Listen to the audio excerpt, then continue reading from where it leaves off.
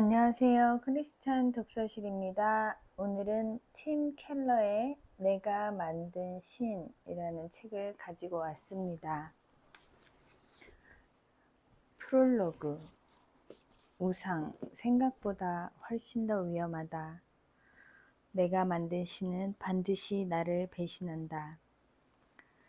2008년 중반에 세계 경제 위기가 닥치자 한때 부유하고 인맥 넓던 사람들이 줄을 이어 비참하게 자살했다. 연방주택담보대출공사 프레디 맥의 재무 담당 부사장 대행은 자택 지하실에서 목을 맸다. 미국에서 손꼽히는 부동산 경매회사 셸던 굿의 최고 경영자는 빨간색 제규어 운전석에서 머리에 총을 쐈다. 유럽 여러 왕가와 고위층 집안의 재산을 맡아 투자했던 프랑스의 자산관리사는 버나드 메이도프의 폰지 사기로 고객 돈 14억 달러를 날리자 메디슨가 사무실에서 손목을 칼로 그었다. HSBC 은행의 덴마크인 중역은 하룻밤에 500파운드나 하는 런던 나이츠브리지의 스위트룸 옷장에서 목을 맸다. 베어 스턴튼의 간부는 파산한 자사를 인수한 JP 모건 체이스에 자신이 임용되지 못할 것을 알고 약물을 과다 복용한 뒤 29층 사무실에서 뛰어내렸다. 한 친구는 베어 스탠스 일로 그의 기운이 꺾였다라고 증언했다. 1929년 주식시장 붕괴에 따른 연쇄 자살을 오싹하게 연상시킨 사건들이다. 1830년대에 알렉시 드 토크빌은 미국을 설명하며 유명한 말을 남겼다. 풍요의 한복판에서 우울한 이상기류가 시민들을 괴롭히고 있다. 미국인들은 풍족해지면 행복해질 것이라 믿었으나 그런 희망은 신기루였다. 토크빌의 말처럼 이 세상의 부실한 낙은 결코 마음을 채워줄 수 없기 때문이다. 이 우울한 이상기류는 여러 모양으로 나타나지만 매번 그것은 절망으로 끝난다. 찾으려던 것을 결코 얻지 못한다. 절망은 슬픔과 다르다. 슬픔은 위로받을 수 있는 고통이다. 슬픔은 여러 좋은 것 중 하나를 잃었을 때 찾아온다. 예컨대 직장에서 낭패를 겪었다면 가정에서 위안을 얻어 헤쳐나갈 수 있다. 반면에 절망은 위로받을 길이 없다. 궁극적인 것을 잃었을 때 찾아오기 때문이다. 무엇을 위해 살아야 할지 길을 잃어버린 사람은 달리 의지할 만한 대안이 없다. 그야말로 기운이 꺾인다. 정신없이 바쁜 호황기에도 만연해 있다가 경제적 내리막길을 걸을 때 지독한 절망으로 변하는 이 우울한 이상기류의 원인은 무엇인가? 토크벨은 삶 전체를 이 세상의 부실한 낙 위에 세워 올린 결과라고 이유를 분석했다. 그리고 그것이 바로 우상숭배다. 우상숭배란 단어를 들으면 현대인은 목상 앞에 절하는 원시인의 모습을 떠올린다. 사도행전에는 고대 그리스 로마 세계의 문화가 생생히 묘사되어 있다. 당시 도시마다 좋아하는 신이 있어서 신전을 짓고 신상을 숭배했다. 바울이 아덴에 가보니 말 그대로 신상 천지였다.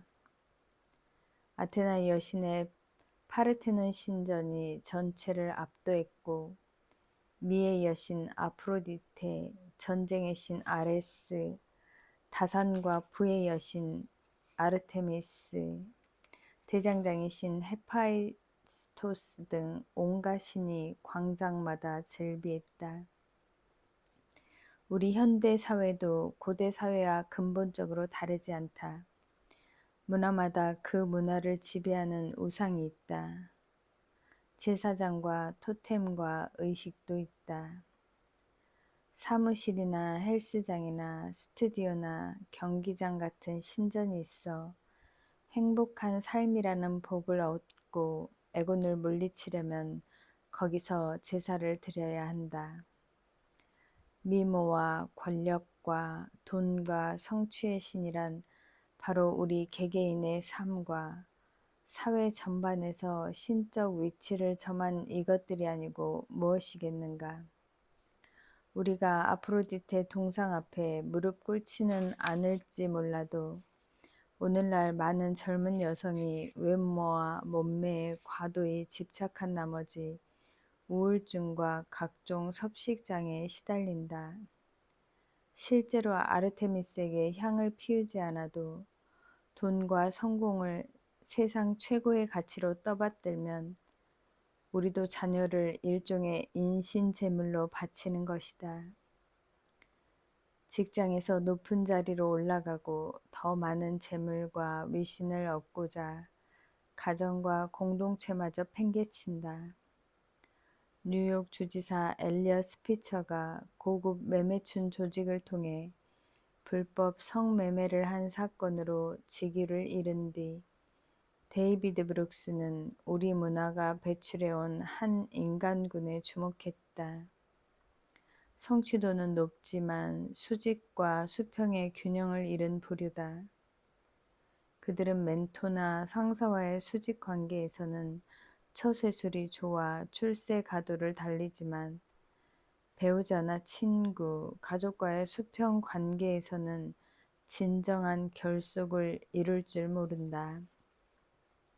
수많은 대통령 후보가 말로는 가족을 위해 출마한다지만 실제로는 선거운동에 삶을 몽땅 쏟아붓느라 정작 가족은 안중에도 없다.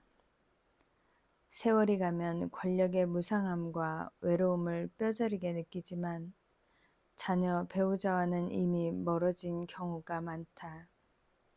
그래서 그들은 상처를 치유하려 한다. 공허한 내면을 달래려고 외도에 빠지거나 다른 극단적 조치를 취한다. 그러다 결국 가정 파탄이나 스캔들, 때론 둘 다에 빠지고 만다. 그들은 성공의 신 앞에 모든 것을 제물로 바쳤지만 그것으론 어림없었다. 고대의 신은 피에 굶주려 있어 비위를 맞추기가 힘들었다. 그리고 그건 지금도 마찬가지다. 인터넷 열풍을 불러온 닷컴 붐이 일고 부동산과 주식에 엄청난 거품이 있던 그전 20년 동안에는 이런 말이 설득력을 얻기 힘들었을 것이다. 그러나 2008년, 2009년에 경기가 곤두박질 치면서 소위 탐심의 문화가 그 속살을 드러냈다. 오래전에 사도 바울은 탐심이 나쁜 정도가 아니라 우상 숭배라고 꼬집었다. 즉 돈은 신의 속성을 가질 수 있다. 그래서 돈의 신적 힘을 경험하고 그것에 점차 마음을 뺏기면 자유는 사라지고 숭배와 복종 관계에 가까워진다. 돈은 영적 중독이 될 수 있다. 모든 중독처럼 피해자에게 자신의 진짜 덩치를 숨긴다. 아무리 갈망해도 만족은 자꾸만 줄어든다. 그래서 우리는 더 채우려고 더 크고 많은 모험도 불사하다가 결국 파탄에 이른다. 회복에 나설 때는 내가 무슨 생각을 한 거지? 어떻게 그렇게 눈이 멀 수가 있었지? 라는 의문이 든다. 깨어날 때 우리는 숙취 때문에 전날 밤 일이 통 기억나지 않는 사람 같다. 왜 그랬을까? 그토록 이성에 어긋나게 행동한 이유가 무엇일까? 왜 우리는 옳은 길을 시야에서 완전히 놓친 것일까? 성경은 인간 마음이 우상 공장이라서 그렇다고 답한다. 대체로 사람들은 우상하면 눈에 보이는 신상을 떠올린다. 오디션 프로그램에서 심사위원 사이먼 코웰의 극찬을 받은 신인 팝스타를 떠올릴 수도 있다. 물론 아직도 세상 곳곳에서 전통 우상 숭배가 이루어지고 있긴 하지만 마음속에서 이루어지는 내적 우상 숭배는 모든 사람에게 두루 널리 퍼져 있다. 에스겔 14장 3절에서 하나님은 이스라엘 장로들을 가리켜 이 사람들이 자기 우상을 마음에 들이며 라고 말씀하신다. 우리처럼 장로들도 그런 지적에 틀림없이 이렇게 반응했을 것이다. 우상이라뇨? 무슨 우상? 저한테는 아무런 우상도 보이지 않는데. 여기서 하신 하나님 말씀은 인간의 마음이 성공, 사랑, 재물의 소유, 가정 등 좋은 것을 궁극적인 것으로 탈바꿈 시킨다는 뜻이다. 우리 마음은 그런 것을 신격화해 삶의 중심에 둔다. 그것만 얻으면 존재감과 든든함과 안전과 충족감을 누릴 수 있다고 생각하기 때문이다. 반지의 제왕에서 핵심 소재는 악의 군주 사우론이 소유한 힘의 반지다. 아무리 선한 의도에서라도 이 반지를 끼려는 사람은 누구나 탐욕에 물들게 된다. 돌킨의 해박한 학자인 톰 시피 교수는 이 반지를 심리적 증폭기라 불렀다. 마음의 가장 절실한 갈망을 우상으로 확대시킨다는 뜻이다. 그 책의 선한 등장인물 몇은 노예를 해방시키거나 백성의 영토를 지키거나 악인을 정의로 심판하려 한다. 다 좋은 목표다. 다만 그 반지를 끼면 물불 가리지 않고 무슨 수를 써서라도 목표를 이루려 한다. 반지가 좋은 것을 절대화해서 다른 모든 도의나 가치관을 전복시킨다. 이 반지를 끼는 사람은 점점 더 거기에 예속되고 중독된다. 그것 없으면 못 사는 게 바로 우상이기 때문이다. 꼭 손에 넣어야만 하기에 그것을 얻기 위해서라면 한때 존중하던 규정도 어기고 남들과 자신마저 해친다. 우상은 끔찍한 악을 낳는 영적 중독이다. 돌킨의 소설에서만이 아니라 현실 생활에서도 마찬가지다.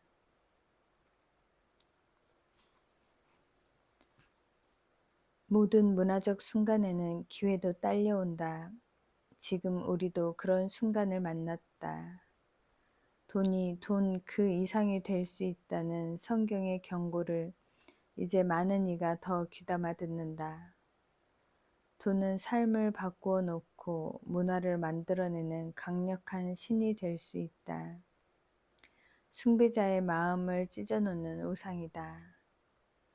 불행히도 우리는 탐심의 문제가 저 부자들에게만 있다고 보고 그 문제에만 집중한 나머지 가장 근본 진리를 깨닫지 못한다. 무엇이든 우상이 될 수 있으며 이미 우상이 되어 왔다. 세상에서 가장 유명한 도덕규범은 10계명이고 그중 제1계명은 이렇다. 나는 내 하나님 여호와이니라. 너는 나 외에는 다른 신들을 네게 두지 말라. 여기서 자연스럽게 따라오는 의문이 있다. 다른 신들이란 무엇인가? 곧바로 답이 나온다. 너를 위하여 새긴 우상을 만들지 말고 또 위로 하늘에 있는 것이나 아래로 땅에 있는 것이나 땅 아래 물속에 있는 것에 어떤 형상도 만들지 말며 그것들에게 절하지 말며 그것들을 섬기지 말라. 세상 모든 것이 포함된다.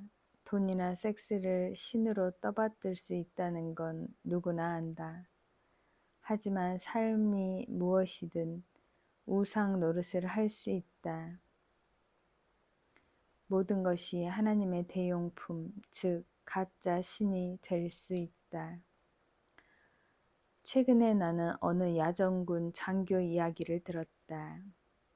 그가 휘하 병사들에게 어찌나 무리하게 체력 단련과 군사 훈련을 시켰던지 오히려 병사들은 사기가 꺾였고 그 바람에 전투 중 통신이 두절되어 수많은 사상자를 냈다.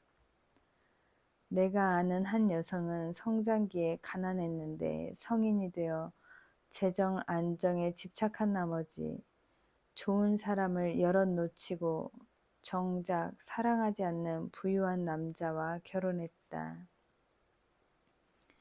그녀는 결국 얼마 못 가 이혼했고 자신이 그토록 두려워하던 고생길에 들어섰다. 일부 메이저리그 야구 선수들은 선전하는 정도에 만족하지 못하고 명예의 전당에 오를 수준으로 자라려고 스테로이드와 기타 약물을 복용한다. 그 결과 그냥 능력껏 잘했을 때보다 몸은 더 축나고 평판도 나빠진다. 이들이 행복의 기초로 삼았던 것은 오히려 잿더미로 변했다. 기초를 엉뚱한 데 두었기 때문이다. 각 경우마다 좋은 것 중 하나가 최고의 것으로 둔갑해서 다른 모든 가치를 짓밟고 군림했다. 하지만 가짜신은 늘 실망을 안겨주기 마련이며 그 과정이 파괴적일 때도 많다. 훈련된 부대나 재정 안정이나 뛰어난 운동 실력을 바라는 게 잘못인가? 그렇지 않다. 그러나 이 사례에서 우리는 사람들이 흔하게 착각하는 것을 볼 수 있다. 우리는 우상을 나쁜 것이라 생각하지만 그 자체가 나쁜 경우는 거의 없다. 더 좋은 것일수록 그것이 우리의 가장 깊은 욕구와 희망을 채우리라는 기대도 커진다. 무엇이든 가짜 신이 될 수 있으며 특히 삶의 가장 좋은 것일수록 더 그렇다. 우상이란 무엇인가? 무엇이든 당신에게 하나님보다 더 중요한 것이다.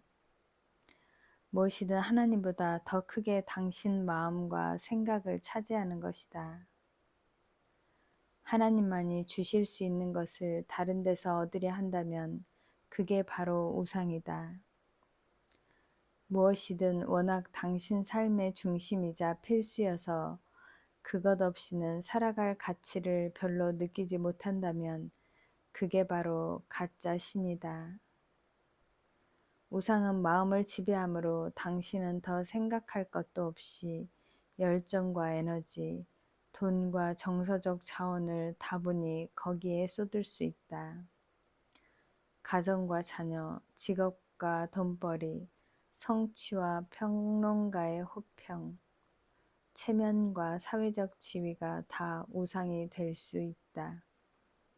로맨틱한 이성관계, 업계 인정, 안전하고 평안한 환경, 외모나 두뇌, 정치나 대의 명분, 도덕과 가치관, 심지어 기독교 사역에서 성공하는 것도 다 우상이 될 수 있다.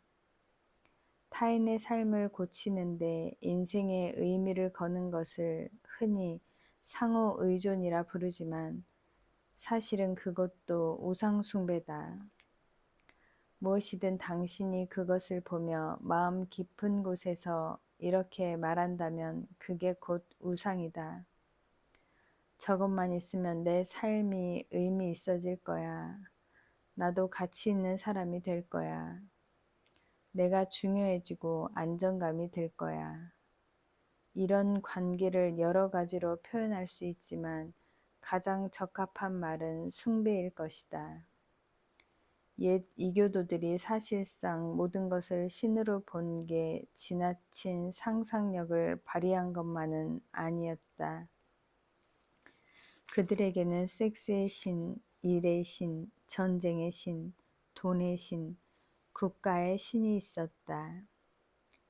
무엇이든 신이 되어 개인의 마음이나 대중의 삶을 신처럼 지배할 수 있다는 엄연한 사실 때문이었다. 예컨대 아름다운 몸은 좋은 것이지만 이를 신격화해서 가장 중요한 것으로 삼는다면 우리에게 남는 것은 단지 아름다움이 아니라 아프로디테다. 사람들과 문화 전체가 끊임없이 외모 때문에 고민하고 거기에 시간과 돈을 지나치게 쏟아붓고 어리석게 성품까지 외모의 기초에 평가하게 된다. 당신의 행복, 삶의 의미, 정체성에 하나님보다 더 영향을 끼친다면 무엇이든 우상이다. 성경에서 말하는 우상 숭배는 지극히 복잡한 개념이라서 지적, 심리적, 사회적, 문화적, 영적 범주를 모두 아우른다. 우선 개인의 우상으로는 로맨틱한 사랑과 가정, 돈, 권력, 성취, 속한 분야의 인맥, 타인이 정서적으로 의존하기를 기대하는 것, 건강, 몸매, 매력적인 외모 등이 있다. 많은 사람이 하나님이 주실 수 있는 희망과 의미와 충족을 이런 데서 얻으려 한다. 문화적 우상은 군사력, 기술 발전, 경제 번영이다. 전통 사회의 우상에는 가정, 고된 노력, 의무, 도덕적 가치가 포함되는 반면 서구 문화의 우상은 개인의 자유, 자아 발견, 개인적 풍요, 성취 등이다. 이 모든 좋은 것이 한 사회 내에서 규모와 세력을 과도히 불릴 수 있고 실제로 그렇다. 그리하여 삶의 기초를 거기에 두기만 하면 우리에게 안전과 평화와 행복을 줄 것처럼 약속한다. 지적 우상도 있는데 흔히 이를 이데올로기라 한다. 예컨대 19세기 말과 20세기 초의 유럽 지식층은 루소의 성선설을 철석같이 믿었다. 인간은 선하게 태어났는데 우리 사회의 모든 문제는 교육과 사회화가 부실한 탓이라는 것이다. 그러나 이런 환상은 2차 세계대전을 거치며 산산이 부서졌다. 영국 현대복지제도의 입안자로 널리 알려진 비어트리스 웹은 이렇게 썼다. 1890년이었던가 한때 나는 일기장에 인간의 타고난 선에 내 모든 것을 걸었다라고 썼다. 35년이 지난 지금에야 깨닫지만 인간 내면의 악한 충동과 본능은 영원하다. 아무리 사회제도가 바뀌어도 부와 권력에 끌리는 마음의 변화는 요원하다. 악한 충동을 제어하지 않는 한 지식이나 과학이 아무리 쌓여도 소용없다. H.G. 웰스는 1920년 저서 아웃라인 오브 히스토리에서 인간의 진보에 대한 신념을 예찬했다. 그런데 1933년에 출간한 The Shape of Things to Come, 유럽 국가들의 이기심과 폭력에 질겁한 그는 지식층이 통제권을 쥐고 의무 교육을 통해 평화와 정의와 평등을 부르짖는 것만이 희망이라 믿었다. 그러다 1945년에는 A Mind at the End of Its Tether에 이렇게 썼다. 인간이 그리도 좋아하던 호모사피엔스는 이제 끝났다. 웰스와 웹은 왜 생각이 변했을까? 둘은 부분적 진리를 포괄적 진리로 떠받들며 모든 것을 그것으로 설명하고 발전시킬 수 있다고 믿었기 때문이다. 인간의 선에 모든 것을 걸었다라는 말은 곧 인간을 하나님 자리에 두었다는 뜻이다. 각 직업 분야에도 우상이 있다. 타협할 수 없는 절대 가치다. 사업 세계에서는 수익이 궁극적 가치이므로 자기 표현은 억압된다. 그러나 예술계는 반대다. 오히려 구원의 이름으로 모든 것이 자기 표현을 위해 희생된다. 인류에게 무엇보다도 그것이 필요하다는 식이다. 우상은 어디에나 있다. 사람들이 마음속 우상을 어떻게 대하는지를 성경은 세 가지 기본 은유로 기술한다. 그들은 우상을 사랑하고 우상을 믿고 우상에 순종한다. 우선 성경의 우상이 결혼의 은유로 표현될 때가 있다. 우리의 참 배우자는 하나님이어야 하며 그분보다 다른 것을 더 갈망하고 즐거워하면 이는 영적 간음이다. 예컨대 로맨스나 성공은 거짓 연인이 되어 우리에게 자신이 사랑받는 소중한 존재라는 느낌을 약속할 수 있다. 이런 우상은 우리 생각을 사로잡기 때문에 평소에 주로 공상하는 내용을 보면 이를 찾아낼 수 있다. 우리가 즐기는 상상은 무엇인가? 가장 절실한 꿈은 무엇인가? 우리는 그 우상에게서 사랑과 가치와 아름다움과 의미와 보람을 얻으려 한다. 성경은 우상을 종교적 은유로 표현할 때도 많다. 참 구주는 하나님이어야 하는데 우리는 개인적 성취나 경제적 번영에서 평화와 안전을 얻으려 한다. 이런 우상은 우리 자신에게 통제권이 있다는 느낌을 주기 때문에 우리가 시달리는 악몽의 내용을 보면 이를 찾아낼 수 있다. 우리가 가장 두려워하는 것은 무엇인가? 삶의 가치를 느끼기 위해 결코 잃어서는 안 될 그것은 무엇인가? 우리는 이런 신들이 자신을 보호해 주리라 믿고 그 비위를 맞춰 환심을 사려고 제사를 지낸다. 거기서 자신감과 안전을 얻으려 한다. 성경의 우상은 정치적 은유로 표현되기도 한다. 우리의 유일한 주인이자 군주는 하나님이어야 한다. 그런데 인간은 무엇이든 자신이 사랑하고 믿는 대상 또한 섬기게 마련이다. 그게 무엇이든 타협할 수 없을 만큼 하나님보다 중요해지면 우리를 속박하는 우상이 된다. 이 경우 우상은 우리의 가장 집요한 감정을 보면 찾아낼 수 있다. 우리를 주체할 수 없는 분노나 불안, 낙심에 빠뜨리는 것은 무엇인가? 떨칠 수 없는 죄책감으로 괴롭히는 것은 무엇인가? 이런 우상이 우리를 지배하는 이유는 우리가 그것 없이는 삶이 무의미하다고 느껴서다. 무엇이든 우리를 지배하는 것이 우리의 주인이다. 권력을 구하는 사람은 권력에 지배당하고 사람에게 받아들여지기 원하는 사람은 좋아하는 사람에게 지배당한다. 우리는 스스로를 지배하는 게 아니라 자기 삶의 주인에게 지배당한다. 흔히 말하는 심리적 문제도 사실은 순전히 우상 숭배 문제다. 완벽주의, 일 중독, 만성적 우유부단, 남의 삶을 통제하려는 욕구 등은 모두 좋은 것을 우상으로 둔갑시킨 결과다.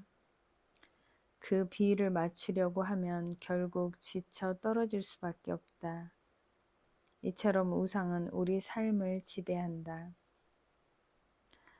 앞서 봤듯이 슬픔과 절망은 크게 다르다.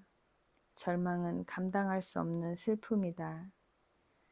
그리고 대부분 둘의 차이는 우상 숭배다. 한국의 어느 기업가는 3억 7천만 달러의 투자금이 거의 다 날아가자 스스로 목숨을 끊었다. 그의 아내는 경찰에게 종합 주가지수가 1000 이하로 떨어지자 남편이 먹지도 않고 매일 술만 퍼마시다 결국 자살했다라고 진술했다. 2008년부터 2009년에 큰 재정 위기가 한창일 때 나는 빌이라는 사람의 회고를 들었다. 그때로부터 3년 전에 그리스도인이 된 빌은 통장 잔고를 보며 안심하던 삶에서 돌이켜 그리스도로 말미암아 하나님의 자녀가 됨으로써 평안을 누리는 삶으로 인생의 방향을 바꿨다. 이번 경제 위기가 3년 전에 발생했다면 제가 어떻게 당해냈을지 모르겠습니다. 아예 버티지 못했을지도 몰라요. 솔직히 고백하는데 제 삶은 지금보다 행복했던 적이 없습니다. 우리가 살고 있는 세상이 비종교적인 것 같아도 우리 마음은 사실 이 시대의 화려한 각종 우상이 지배하고 있다. 세계 경제가 휘청이면서 오랜 세월 우리가 숭배해온 많은 우상이 사방에서 무너지는 소리가 들린다. 이것은 아주 좋은 기회이기도 하다. 지금 우리는 잠시나마 환상에서 깨어나는 중이다. 옛날 이야기에서 악한 주술사가 걸어둔 주문이 깨지면서 거기서 벗어날 기회가 오는 것처럼 희망의 근거로 삼았던 계획이나 일이나 사람이 약속을 지키지 않을 때 우리 개개인에게 이런 시점이 찾아온다. 사회 전체에 이런 기회가 오는 경우는 극히 드물다. 절망에서 헤어나 전진하려면 우리 마음과 문화에 자리한 우상을 분별해야 한다. 하지만 그것만으로는 부족하다. 가짜 신들의 악영향에서 해방되는 길은 참 하나님께로 돌이키는 것뿐이다. 살아계신 하나님은 신의 산과 십자가에서 자신을 계시하셨다. 그분을 만나면 진정으로 당신을 채워주신다. 당신이 실망시켜도 참으로 용서해 주신다. 능히 그러실 수 있는 분은 주님뿐이다.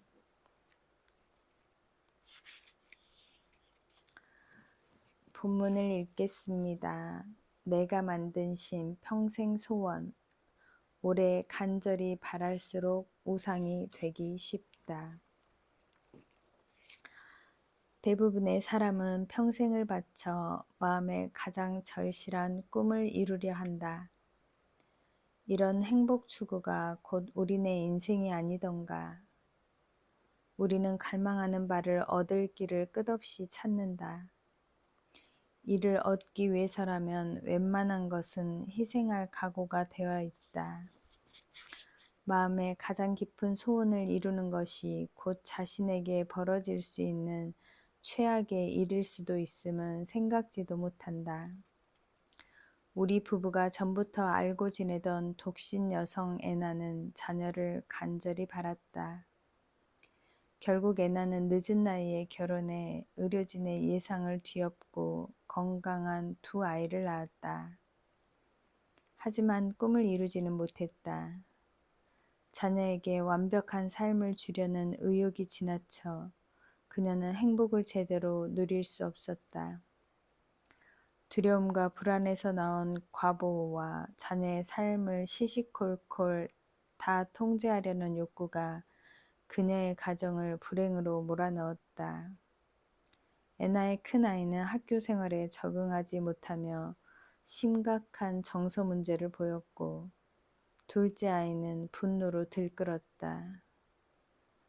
자녀에게 놀라운 삶을 주려는 그녀의 욕심은 오히려 자녀를 망칠 소지가 다분하다. 마음의 가장 깊은 소원을 이루는 것이 독이 될 수도 있다. 1980년대 말에 신시아 하이멜은 사람은 명성을 얻는 순간 괴물로 변한다라고 쓴 뒤 아주 유명한 헐리우드 스타 세 사람의 이름을 댔다. 유명해지기 전부터 그녀가 알던 이들이었다. 그들은 한때 더없이 유쾌한 인물이었으나 지금은 신적인 존재가 되어 지독한 분노를 뿜어내곤 한다. 사람이 명성과 인기에 파묻히면 모든 성격 결함과 못난 부분이 전보다 2배는 더 나빠진다. 그녀가 언급한 그 1980년대 스타들이 누구인지 궁금할 테지만 굳이 몰라도 상관없다. 똑같은 전철을 밟는 유명한 이름이 신문 일면을 번번이 장식하기는 지금도 마찬가지니 말이다. 이름만 바뀔 뿐 그 틀은 늘 똑같다. 왜 마음의 가장 깊은 소원을 이루는 게 오히려 재앙이 될까? 로마서의 사도 바울은 하나님이 누군가에게 행하실 수 있는 최악의 일 중 하나가 그들을 마음의 정욕대로 내버려 두시는 것이라 썼다. 가장 절실한 꿈을 이루도록 허용하시는 게 왜 상상 가능한 최고의 형벌일까? 우리 마음이 그 갈망을 우상으로 삼았기 때문이다. 같은 장에서 바울은 인류 역사를 이렇게 한 문장으로 요약했다.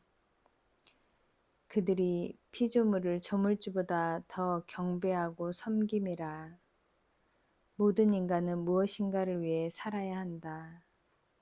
그 무엇인가가 우리 생각을, 우리 마음의 가장 근본적인 충성심과 희망을 사로잡아야 한다. 그런데 성경에 따르면 그 대상은 성령의 개입 없이는 결코 하나님이 될 수 없다. 하나님만이 주실 수 있는 의미와 희망과 행복을 피조물에게 바란다면 결국 피조물은 그 역할을 하지 못하고 우리 마음을 비탄에 빠뜨린다. 자녀의 삶을 망치던 애나는 자녀를 너무 많이 사랑한 게 아니라 자녀와의 관계에서 하나님을 너무 적게 사랑했다. 그 결과 그녀의 신인 2 자녀는 엄마의 과중한 기대에 짓눌리고 말았다. 성경의 핵심 원리는 우상 숭배를 배격하는 것이다. 성경을 속속들이 아는 2 유대인 학자가 내린 결론이다. 그래서 성경에는 우상 숭배의 무수한 형태와 참담한 결과를 보여주는 이야기가 수두룩하다. 우리 마음이 선택하는 가짜 신에는 사랑, 돈, 성취, 권력이 있다. 그리고 성경에는 그에 상응하는 생생한 내러티브가 나온다. 그것을 보면 특정한 우상을 숭배하는 일이 우리 삶 속에서 어떻게 전개되는지 알 수 있다. 아브라함은 성경의 중심 인물이다. 고대의 웬만한 남자처럼 그도 가문을 이을 아들을 간절히 원했다. 다만 아브라함에게는 그것이 마음의 가장 깊은 소원이 되었다. 그런데 마침내 그에게도 아들이 태어났다. 평생의 소원을 이룬 것이다. 그런데 바로 그때 하나님은 아브라함에게 다 내놓을 것을 요구하신다. 성경에 보면 하나님은 아브라함에게 오셔서 엄청난 약속을 하셨다. 아브라함이 하나님께 충실히 순종하면 그와 그의 후손을 통해 이 땅의 모든 나라에 복을 주겠다고 하셨다. 하지만 그러려면 아브라함이 가야 했다. 너는 너의 고향과 친척과 아버지의 집을 떠나 내가 내게 보여줄 땅으로 가라. 하나님은 그를 불러 익숙한 모든 것, 친구, 가족의 대부분, 여태 안전과 형통과 평안이라 믿었던 모든 것을 떠나 종착지를 알 수 없는 광야로 가게 하셨다. 인간의 마음이 갈망하는 거의 모든 것과 현세적 희망을 하나님을 위해 버리라는 것이었다. 아브라함은 그대로 했다. 가라라는 부르심을 받았을 때 갈 바를 알지 못하고 갔다.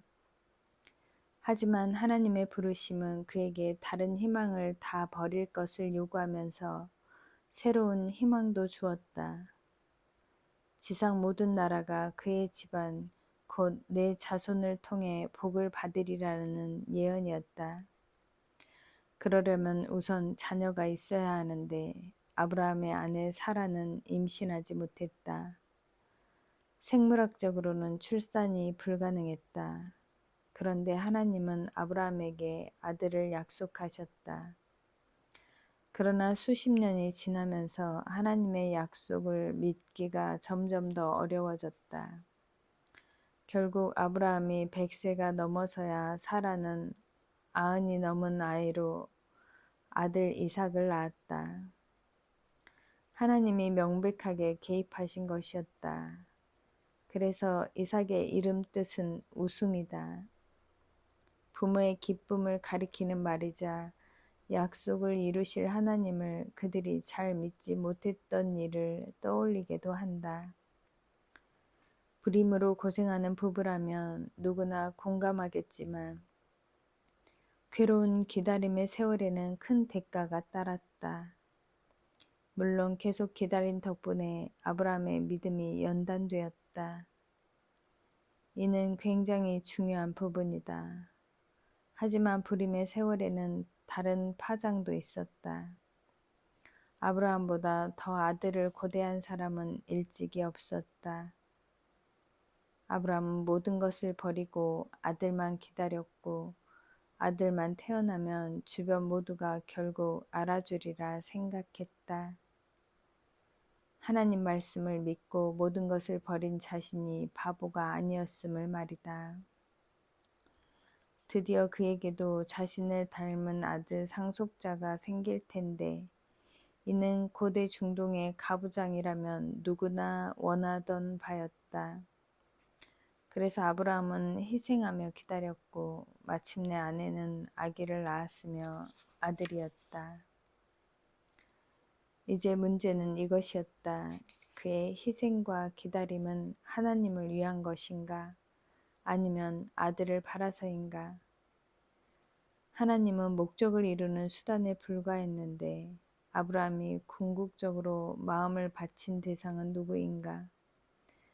그가 얻은 평안과 겸손과 당당함과 불굴의 안정은 환경이나 여론이나 자신의 능력을 믿지 않고 하나님을 신뢰한 결과였는가? 그는 하나님만을 신뢰하는 법을 배웠는가? 하나님을 사랑하되 그분께 얻어낼 것 때문에가 아니라 그분 자체를 사랑했는가? 아니, 아직은 아니었다.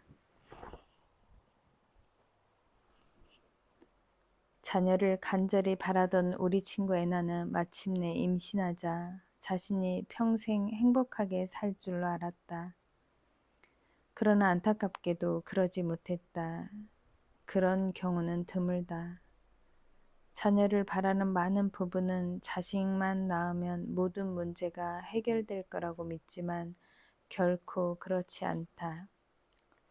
창세기 12장 21장을 읽을 때도 이삭의 출생이 아브라함 인생의 절정이자 마지막 장이라 생각할 수 있다. 그는 이미 믿음으로 승리했다. 조국을 떠나 아들의 출생을 기다리라 명하신 하나님께 충실했으니 이제 행복하게 죽을 일만 남았다. 그런데 뜻밖에도 하나님이 그를 다시 부르신다. 내용도 이보다 더 충격적일 수 없다.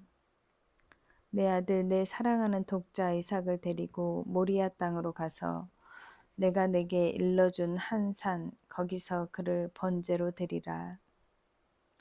이는 아주 결정적인 시험이었다. 이제 이삭은 아브라함의 전부였다.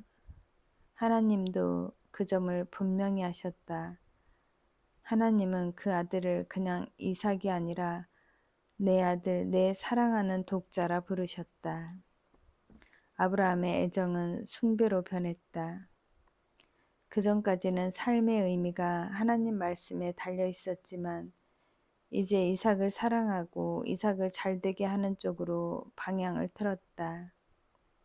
삶의 무게중심이 이동하고 있었다. 하나님은 아들을 사랑해서는 안 된다고 말씀하신 게 아니라 사랑의 대상을 가짜 신으로 둔갑시켜서는 안 된다는 것이었다. 누구든지 자녀를 참 하나님의 자리에 두면 거기서 우상숭배 같은 사랑이 싹튼다. 그 사랑은 자녀를 숨막히게 하고 관계에 목을 조른다.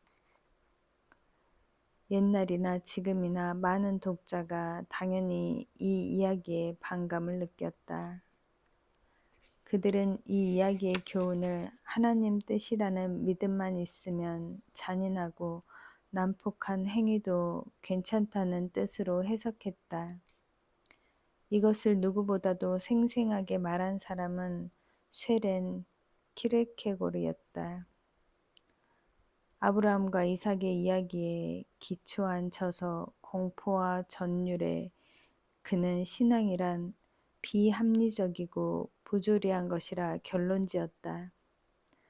아브라함이 보기에 이 명령은 사리에 맞지 않았을 뿐 아니라 여태껏 하나님이 하신 모든 말씀에 어긋났다. 그런데도 그는 명령에 순종했다.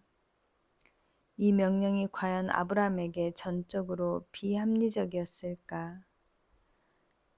키에르케고르는 이 이야기를 해석할 때 유대인의 사고와 상징 체계에서 장남이 어떤 의미인지를 감안하지 않았다. 하버드대 교수인 유대인 학자 존 레베슨이 저서 더 데스 앤드 Resurrection of the Beloved Son 에서 지적했듯이 고대 문화는 우리 문화처럼 개인주의적이지 않았다. 사람들의 희망과 꿈은 결코 각자의 성공이나 형통이나 명예를 위한 게 아니었다. 모두가 집안의 일원이요 아무도 가족을 떠나 살지 않았으므로 성공도 가문 전체를 위해서만 추구했다. 또 하나 기억해야 할 것은 고대의 장자 상속법이다. 사회에서 가문의 위상을 잃지 않도록 토지와 재산은 대부분 장남의 몫이었다. 개인주의 문화에서 성인의 정체성과 가치는 대개 실력과 실적에 달려있다. 그러나 옛날에는 개인과 가문의 모든 희망과 꿈이 장남에게 걸려 있었다. 장남을 포기하라는 요구는 외과 의사와 시각 예술인에게 각각 손과 눈을 쓰지 말라고 하는 것과 같았다. 레벤슨의 말처럼 아브라함에게 주신 하나님의 명령은 이런 문화 배경에 비추어서만 이해될 수 있다.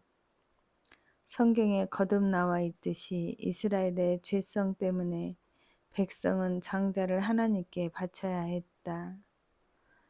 다만 정규 제사나 레인의 성막 봉사나 성막과 제사장에게 내는 속전으로 속량될 수 있었다. 하나님은 이스라엘 백성을 노예로 부리던 애굽을 심판하실 때 최후 형벌로 장자의 생명을 취하셨다. 각 집안과 온 나라의 죄 때문에 애굽의 장자들이 목숨을 잃었다. 왜 그랬을까? 장남이 곧 집안이었기 때문이다. 따라서 하나님이 이스라엘 백성에게 이르시기를 장자의 목숨이 속량되지 않는 한 그분의 소유라 하신 것은 곧 그 당시 문화의 가장 생생한 방식으로 말씀하신 것이다.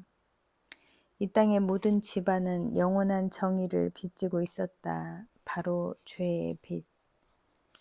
이 모두는 아브라함에게 내리신 하나님의 지시를 해석하는 데 매우 중요하다. 만일 아브라함에게 일어나 내 아내를 죽이라 라는 말이 하나님 음성처럼 들려왔다면 그는 아마 실행하지 않았을 것이다. 당연히 자기가 환청을 들었다고 생각했을 것이다. 그분이 여태껏 정의와 의에 대해 하신 모든 말씀에 명백히 어긋나는 일을 그에게 시키실 리가 없었기 때문이다. 그러나 외아들의 생명을 취하시겠다는 하나님의 말씀은 아브라함에게 비합리적 모순이 아니었다. 보다시피 하나님은 그에게 이삭의 천막에 들어가 아들을 그냥 죽이라고 하신 게 아니라 아들을 번제로 바치라고 하셨다. 아브라함의 빚을 회수하신 것이다.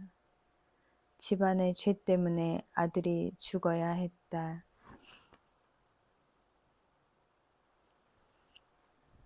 이해할 만한 명령이었다고 해서 조금이라도 덜 끔찍해진 것은 아니다. 아브라함은 결정적인 의문에 마주섰다. 하나님은 거룩하시다. 그래서 우리 죄 때문에 이삭이 목숨을 잃어야 한다. 하지만 하나님은 은혜의 하나님이시다. 이삭을 통해 세상에 복을 주겠다고 말씀하셨다.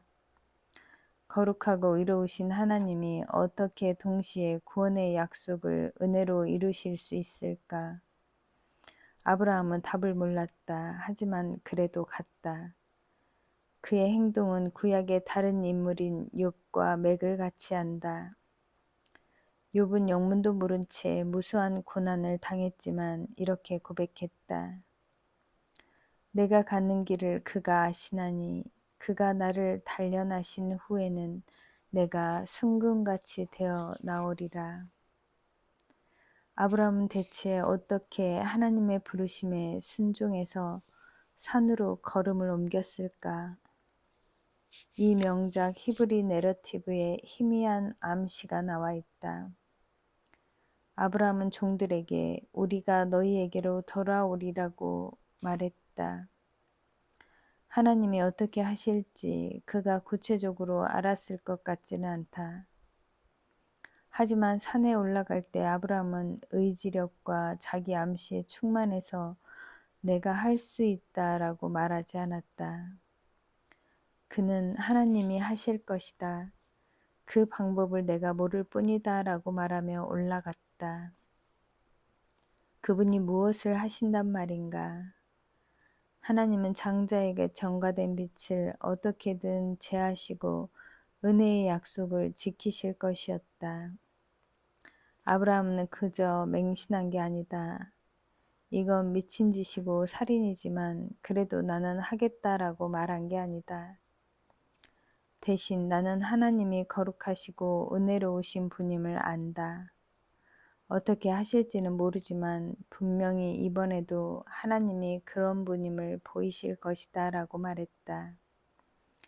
자신이 거룩하신 하나님께 빚진 자임을 믿지 않았다면 그는 너무 화가 나서 가지 못했을 것이다. 반대로 은혜의 하나님을 믿지 않았다면 그는 너무 아찔하고 낭망해서 가지 못했을 것이다. 그냥 드러누워 시름시름 앓았을 것이다. 그가 산으로 한 발짝씩 걸음을 옮길 수 있었던 것은 오직 하나님이 거룩하고 사랑 많으신 분임을 알았기 때문이다. 제사를 지낼 곳이 마침내 아브라함과 그 아들의 시야에 들어왔다. 하나님이 그에게 일러주신 곳에 이른지라. 이에 아브라함이 그곳에 제단을 쌓고 나무를 버려놓고 그의 아들 이삭을 결박하여 제단 나무 위에 놓고 손을 내밀어 칼을 잡고 그 아들을 잡으려 하니 그 순간 하늘에서 하나님 음성이 들려왔다. 아브라함아, 아브라함아, 내가 여기 있나이다. 위기에 처한 아브라함이 대답했다. 그 아이에게 내 손을 대지 말라. 내가 내 아들 내 독자까지도 내게 아끼지 아니하였으니 내가 이제야 내가 하나님을 경외하는 줄을 아노라. 그때 뿔이 수풀에 걸린 순양이 아브라함의 눈에 띄었다. 그는 이삭을 풀어주고 아들 대신 그 양으로 번제를 드렸다. 이 사건의 요지는 무엇일까?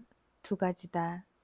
하나는 아브라함도 아주 잘 알았을 테지만 다른 하나는 그가 잘 몰랐을 수도 있다. 아브라함은 이것이 하나님을 최고로 사랑하는지에 대한 시험임을 알았다.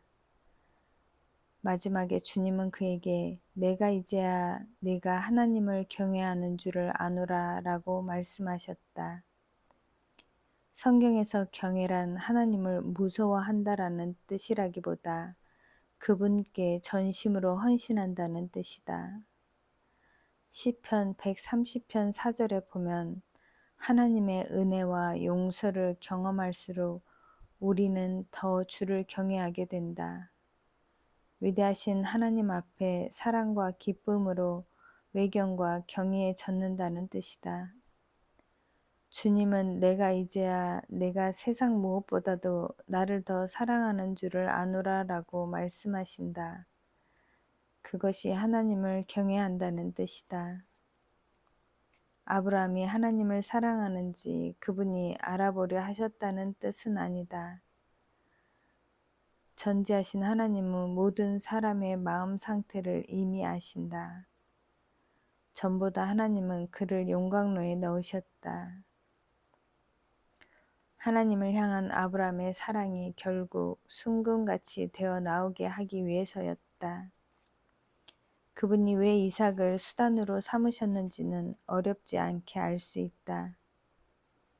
하나님이 개입하지 않으셨다면 아브라함은 틀림없이 세상 무엇보다도 아들을 더 사랑했을 것이다. 이미 그렇게 되어 있었는지도 모른다. 이는 우상 숭배이며 모든 우상 숭배는 해를 자초한다. 이런 관점에서 보면 하나님이 아브라함을 거칠게 다루신 것은 오히려 자비였다. 이삭은 아브라함에게 놀라운 선물이었지만 하나님을 첫자리에 모실 의향이 없다면 이삭과 함께하는 것은 안전하지 않았다. 하나님께 순종하는 것과 아들 중에서 하나를 택해야만 하는 일이 없는 한 그는 자신의 사랑이 우상 숭배로 변하고 있음을 알 길이 없었다. 마찬가지로 우리도 직장에서 진실을 말하거나 정직하게 행동함으로써 승진의 치명타를 입을 상황에 부딪히지 않는 한 직장이 자신에게 얼마나 우상으로 변했는지 알 수 없을 것이다. 하나님 뜻을 행하기 위해 손해를 감수할 의향이 없다면 직장이 우리의 가짜 신이 될 것이다. 이번 장 앞머리에 소개했던 애나는 어떻게 하면 그녀의 이삭을 그분께 드릴 수 있을까? 상담자들은 그녀에게 자녀의 적성에 맞지 않는 온갖 활동과 학습을 강요하지 말라고 권할 것이다. 애나는 성적이 나쁘다고 자녀를 정서적으로 벌하던 것도 그만두어야 한다. 자녀에게 실패할 수 있는 여지를 허용해야 한다. 그리고 반드시 짚고 넘어가야 할 근본적인 문제가 있다. 애나는 진심으로 이렇게 말할 수 있어야 한다. 우리 애들이 완벽하게 성공해서 행복해지기를 바라는 내 마음은 이기적이야. 그 핵심은 내 가치와 중요성을 느끼려는 욕망에 있어. 하나님 사랑을 정말 안다면 나는 애들을 부족한 모습 그대로 수용할 수 있고 닥달하지 않을 거야. 애들보다 하나님의 사랑이 내게 더 큰 의미가 있다면 애들을 향한 내 사랑도 덜 이기적이고 더 진실해질 거야. 애나도 자신의 이삭을 제단에 올려놓고 삶의 구심점을 하나님께 내드려야 한다. 자녀를 과잉 통제함으로써 애나는 자기 삶뿐 아니라 자녀의 삶에도 하나님의 하나님 되심을 막았다. 자녀의 삶을 향한 하나님의 계획이 자신의 계획보다 더 지혜롭다는 것을 상상조차 하지 못했다. 애나는 실패나 실망이 없는 완벽한 삶을 계획해 두었다. 하지만 하나님이 우리를 위해 계획하시는 필연적으로 굴곡 있는 삶보다 그녀의 완벽한 계획이 오히려 더 흠투성이었다. 고생 없이 산 사람들은 다른 사람이 무엇으로 힘들어하는지 잘 이해하지 못하고 자기 결점과 한계를 잘 모르며 고난을 견뎌내지 못하고 핑크빛 꿈을 꾸며 현실과 동떨어진 삶을 산다. 신약 히브리서에 나와 있듯이 하나님이 사랑하시는 사람은 누구나 고난을 겪는다. 하나님의 영광과 사랑보다 자녀의 성공과 사랑이 애나의 자아에 더 중요해졌다. 머리로는 하나님을 믿지만 마음의 가장 깊은 만족은 자녀에게서 이런 말을 듣는 데 있었다. 엄마, 제가 이렇게 잘된 것은 다 엄마 덕분이에요. 그러나 비참하게도 그녀는 가장 듣고 싶은 그 말을 결코 듣지 못할 수도 있다. 자녀에게 인정받으려는 과도한 욕구가 오히려 심히 사랑하는 자녀를 밀어냈기 때문이다. 애나는 기꺼이 하나님을 첫자리에 모시고 자녀를 그분께 의탁하면서 실패를 허용하고 그분의 사랑과 뜻 안에서 평안을 찾아야 한다. 그녀도 아브라함을 따라 그 산을 올라야 한다. 아브라함은 그 여정을 마친 후에야 이삭을 지혜롭게 잘 사랑할 수 있었다. 이삭이 삶의 주된 희망과 기쁨이 되었다면 이 백발이 성성한 아버지는 그를 과도히 훈육하거나 너무 훈육하지 않거나 양쪽 다였을 것이다. 아들을 응석바지로 기르면서도 아들이 실망시킬 때면 지나치게 화내고 매정하며 심지어 폭력까지 휘둘렀을지 모른다. 왜? 우상은 우리를 속박하기 때문이다. 그래서 이삭의 사랑과 성공이 아브라함의 유일한 자랑이요 기쁨이 되었을 것이다. 행여 이삭이 그에게 사랑과 순종을 보이지 않으면 그는 지나친 분노와 불안과 우울에 빠졌을 것이다. 신의 역할이라는 막중한 무게를 감당할 수 있는 자녀는 아무도 없으므로 이삭도 분명히 아버지의 성에 차지 않았을 것이다. 아브라함의 기대치가 너무 높아 이삭은 아버지의 그네를 피해 떠나거나 심령이 뒤틀리고 망가졌을 것이다. 요컨대 산을 오르던 아브라함의 괴로운 걸음은 긴 여정의 최종 단계였다. 그 여정을 통해 하나님은 평범한 인간을 역사상 가장 위대한 인물 중 하나로 변화시키셨다. 그는 이제 믿음의 조상이라고 불린다. 하나님이 그의 마음속 우상을 다루지 않으셨다면 이런 일은 없었을 것이다. 감사합니다.